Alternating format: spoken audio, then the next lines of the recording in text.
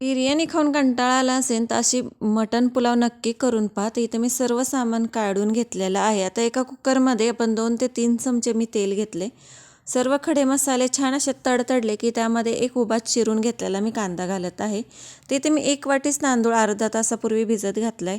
2-3 मिरच्या घेतल्यात. 1 चमचा आलं लसूण पेस्ट घालायची आणि ते व्यवस्थित सर्व परतून घ्यायचे.